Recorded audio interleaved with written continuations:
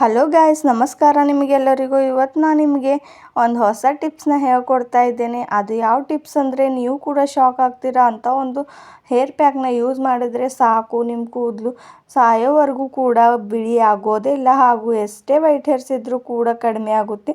ನಾನಿಲ್ಲಿ ಒಂದು ಪ್ಯಾನ್ನ ಯೂಸ್ ಮಾಡ್ಕೋತಾ ಇದ್ದೇನೆ. ಹಾಗೂ ಕರಿಬೇವಂತೂ ಎಲ್ಲರಿಗೂ ಚೆನ್ನಾಗಿ ಗೊತ್ತೇ ಇರೋದು. ಕರಿಬೇವಂತೂ ಎಲ್ಲರ ಮನೆಯಲ್ಲಿ ತುಂಬಾ ಈಸಿಯಾಗಿ, ಹಾಗೂ ಎಲ್ಲರ ಮನೆಯಲ್ಲಿ ಗಿಡ ಇದ್ದೇ ಇರುತ್ತೆ ಕರಿಬೇವುದು. ಅದು ಅಂತೂ ತುಂಬಾ ಈಸಿಯಾಗಿ ಸಿಗುತ್ತೆ. ಹಾಗೂ ಕರಿಬೇವಿನಿಂದ ನಾನಿವತ್ತು ನಿಮಗೆ ಒಂದು ಹೇರ್ ಪ್ಯಾಕ್ನ ಹೇಳ್ಕೊಡ್ತಾ ಇದ್ದೀನಿ. ಕರಿಬೇವನ್ನ ಸ್ವಲ್ಪ ಹೊತ್ತು ಹೀಗೆ ಪ್ಯಾನ್ನಲ್ಲಿ ನಮ್ಮ ಈ ಒಂದು ಗ್ಯಾಸ್ನ ಲೋ ಫ್ಲೇಮಲ್ಲಿ ಇಟ್ಕೊಂಡು ಹೀಗೆ ಹುರಿದುಕೊಳ್ಳಿ. ಆಮೇಲೆ ನಾನಿಲ್ಲಿ ಅಗಸೆ ಬೀಜನ ಯೂಸ್ ಮಾಡ್ಕೋತಾ ಇದ್ದೀನಿ. ಅಗಸೆ ಬೀಜ ಅಂತೂ ನಮ್ಮ ಕೂದಲಿಗೆ ತುಂಬಾ ಚೆನ್ನಾಗಿ 100% ರಿಸಲ್ಟ್ ಕೊಡುತ್ತೆ. ನೋಡ್ಬೋದು, ಅಗಸೆ ಬೀಜ ಹೀಗೆ ಚಟ್ಪಟ ಅಂತ ಇರೋದು ಕಾರಣ ನಾನಿಲ್ಲಿ ಪ್ಯಾನ್ ಮುಚ್ತಾ ಇದ್ದೇನೆ, ಮುಚ್ಚಳವನ್ನು.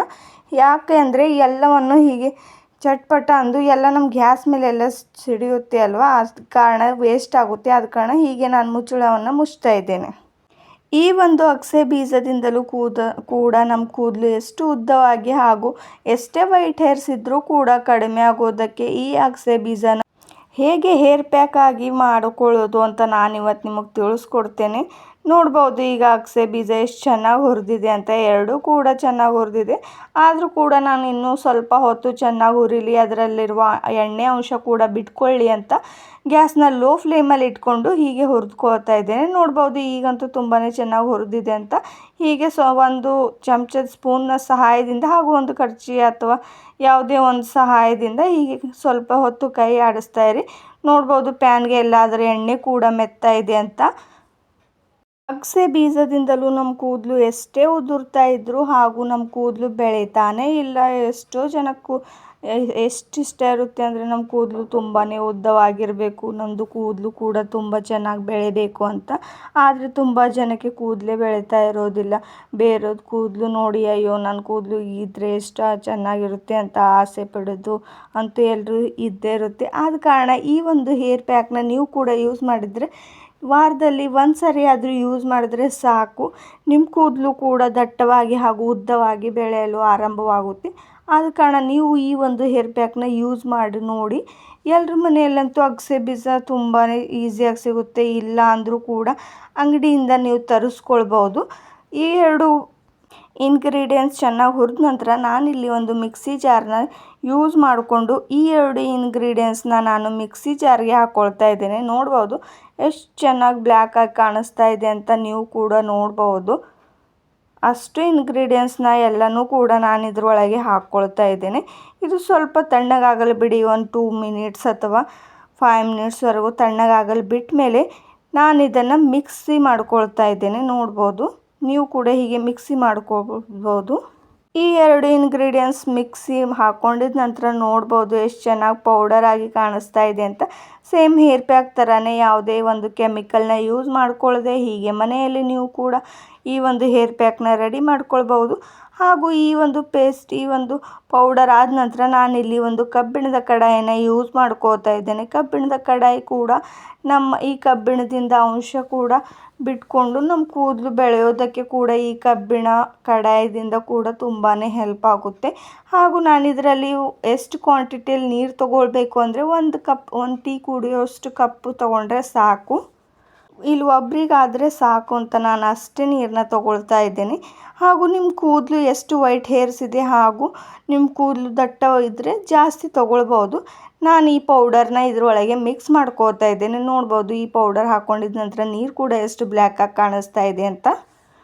ಅಷ್ಟು ಪೌಡರ್ನ ಇದರೊಳಗೆ ಹಾಕ್ಕೊಂಡು ಹೀಗೆ ಸ್ವಲ್ಪ ಹೊತ್ತು ಕೈ ಆಡಿಸಿ, ಹೀಗೆ ಅವೆರಡು ಪೌಡರ್ ಕೂಡ ಹಾಕಿದ ನಂತರ ಕೂಡ ಈ ನೀರು ಕೂಡ ಬ್ಲ್ಯಾಕ್ ಆಗಿ ಪರಿವರ್ತನೆ ಆಗೋದು ಕೂಡ ನೀವು ಕಾಣ್ಬೋದು. ಹಾಗೂ ಈ ಸ್ವಲ್ಪ ಕುದೀತಾ ಇದೆ. ಅಷ್ಟು ಚೆನ್ನಾಗಿ ನಾನು ಲೋ ಫ್ಲೇಮಲ್ಲೇ ಇಟ್ಕೊಂಡಿದ್ದೆ, ಆದರೂ ಕೂಡ ಎಷ್ಟು ಚೆನ್ನಾಗಿ ಕುದಿ ಬರ್ತಾ ಇದೆ ಅಂತ ನೋಡ್ಬೋದು.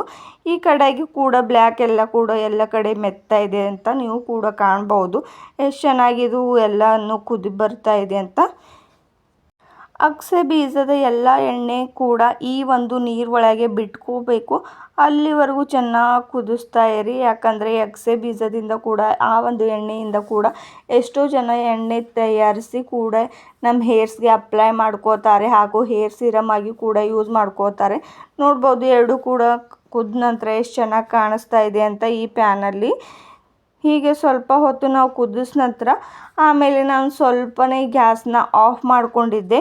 ನೀವು ಆಫ್ ಮಾಡ್ಕೊಂಡಿದ್ದ ನಂತರ ನಾನು ಇದ್ರೊಳಗೆ ಹೀನ ಮೆಹಂದಿನ ಯೂಸ್ ಮಾಡ್ಕೋತಾ ಇದ್ದೇನೆ. ಹೀನ ಮೆಹಂದಿ ಕೂಡ ನಮ್ಮ ತಲೆಗೆ ತುಂಬಾ ಚೆನ್ನಾಗಿ ಹೇರ್ ಕಲರ್ ಬರೋದಕ್ಕೂ ಹಾಗೂ ಹೇರ್ನ ಶೈನಿಂಗ್ ಆಗಿ ಮಾಡೋದಕ್ಕೂ ಈ ಹೀನ ಒಂದು ಮೆಹಂದಿ ಕೂಡ ತುಂಬಾ ಯೂಸ್ಫುಲ್ಲಾಗಿ ವರ್ಕ್ ಮಾಡುತ್ತೆ. ಹೀಗೆ ಸ್ವಲ್ಪ ಹೊತ್ತು ಕೈ ಆಡಿಸ್ತಾ ಇರಿ. ಈಗಂತೂ ಕಲರ್ ಬ್ಲ್ಯಾಕ್ ಇರೋದು ಕೂಡ ಚೆನ್ನಾಗಿ ಬೇರೆ ಕಲರ್ ಕಾಣಿಸ್ತಾ ಇದೆ.